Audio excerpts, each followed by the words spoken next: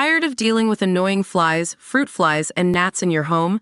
The Zevo Flying Insect Trap is your ultimate solution. Don't wait.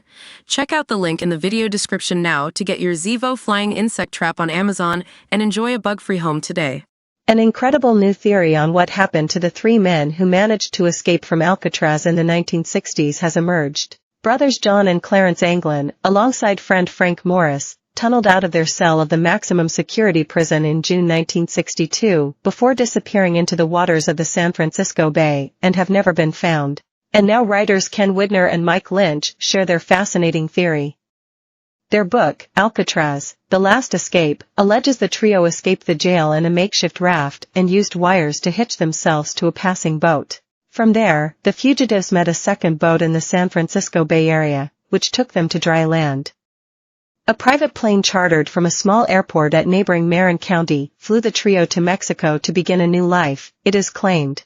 They later moved to Brazil, where at least two of the men are said to have survived until the 1990s. Federal investigations into the escape, immortalized in the 1979 film Escape from Alcatraz starring Clint Eastwood, concluded that the Anglin brothers and Morris must have drowned in the freezing, shark-infested bay.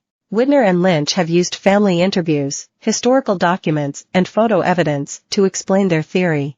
Widner, who also happens to be the nephew of the Anglin brothers, claims the trio made their way south and married locals, raising children of their own and tended to farms in the mountains of Brazil until at least the 1990s. Hoping to correct the record about his uncles, Widner deep dived into their upbringing, which stretched back to their formative years in Ruskin, Florida, with their parents who were seasonal farm workers. In 1958, John and Clarence and their other brother Alfred robbed a bank in Alabama using a toy gun and were subsequently sent to prison. After an escape attempt, they wound up being transferred to the place for those who couldn't abide by the rules of a typical prison, Alcatraz. Inside the walls of the famous prison, they met Morris and started scheming as to how they could make their way out. Their escape plan began to take shape in December 1961, when Alan West, who accompanied an adjacent cell, began collecting old saw blades he found in one of the utility corridors while on cleaning duty. From there, the four men, including West, who did not get to escape with them, alternated shifts chiseling through the walls with spoons and other kitchen utensils, and creating decoy heads out of barbershop hair, plaster, and paint to fool the night guards. Widner says that the making of fake heads came from their brother's time at a reform school in Florida, which they used to break out of the school and also sneak out of their family home. Speaking with the State, he said, the first time they actually used them was when they would sneak out of the house as kids. Their older sister had one of those styrofoam heads you'd put a wig on, and they would take it and stick it in the bed and sneak out. They also fashioned a makeshift raft out of 50 prison-issued World War II-era raincoats, used at the prison, cotton and rubber. The men then stored all of their materials in a hollowed-out space above their cell blocks.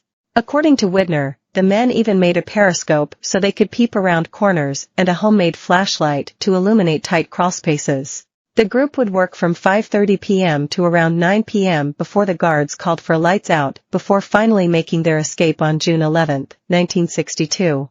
The men shimmied through the holes they had created past the vents in their cell blocks, climbed up the plumbing to the cell house roof, traversed 100 feet across the rooftop, and then carefully maneuvered down 50 feet of piping to the ground near the entrance to the shower area. They left behind the detailed plastered heads on their beds to trick any guards on the night duty, and when prison guards conducted their routine morning check of the beds the next day, they reported the men missing, but the men already had a 10-hour head start. One of the biggest concerns for the group was dealing with the icy waters of the bay, with the Alcatraz showers known for using hot water, so inmates wouldn't get used to the cold and have any ideas about making a bid for freedom.